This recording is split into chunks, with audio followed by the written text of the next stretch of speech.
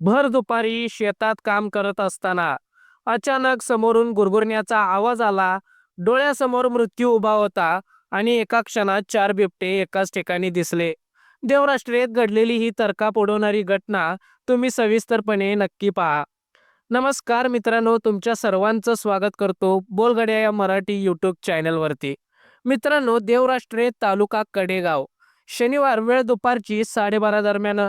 सर्वसाधारण दिवसासारखाच दिवस होता, पण काही क्षणात हा दिवस जीवावर बेतणारा ठरला. मित्रांनो, शिरगाव कुंभारगाव जुन्या रोडलगत देवराष्ट्रीय हद्दीत भरत साळुंके यांचे शेत आणि घर सुद्धा त्याच ठिकाणी आहे. ऊसाची पाहणी करण्यासाठी ते बोरीच्या ओढ्याजवळ गेले होते आणि तेवढ्यात ऊसाच्या शेतातून गुरगुरण्याचा आवाज आला. क्षणाचाही विलंब न होता एक बिबट्या मादी आणि तिची 2 पिल्ले थेट भरत साळुंके यांच्या दिशेने धावत आले. तो क्षण डोळ्यासमोर मृत्यू दिसण्याचा क्षण होता, पण नियतीने त्या क्षणी वेगळाच खेळ खेळला. भरत साळुंके यांच्यासोबत असलेल्या बेल्जियम शेपर्ड जातीच्या 2 कुत्र्यांनी क्षणाचाही विचार न करता थेट बिबट्यावर प्रतिहल्ला केला. कुत्र्यांच्या धैर्यामुळे बिबट्या आणि पिल्ले घाबरून परत ऊसाच्या शेतात पळून गेली आणि एका माणसाचा जीव वाचला. घटनेनंतर साळुंके यांनी गावात फोन करून मित्रांना बोलवले आणि ओढ्याजवळ पाहणी केली असता आणखीन एक धक्कादायक दृश्य समोर आले. एकाच ठिकाणी झाडावर तब्बल 2 बिबटे. हे 2 बिबटे सुमारे 2 तास झाडावरच ठाण मांडून बसलेले होते.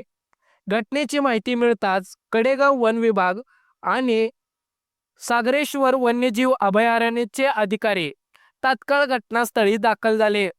बिबट्या मादी पिल्लांसाठी अचानक हल्ला करू शकते या शक्यतेने संपूर्ण परिसरात ताणतणावाचे वातावरण निर्माण झाले. जवळपास 2 तासांच्या नाटकानंतर 4ही बिबटे झाडावरून उतरले आणि ऊसाच्या शेतात पसार झाले.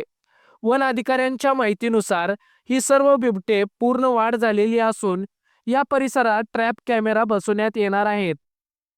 मित्रांनो, शेवटचा इशारा म्हणजे वन विभागाने शेतकऱ्यांना आव्हान देखील केलेलं आहे की शेतात जाताना एकटे जाऊ नये, सावध राहावे आणि कोणतीही संशयास्पद हालचाल दिसल्यास ताबडतोब वन विभागाला कळवावे.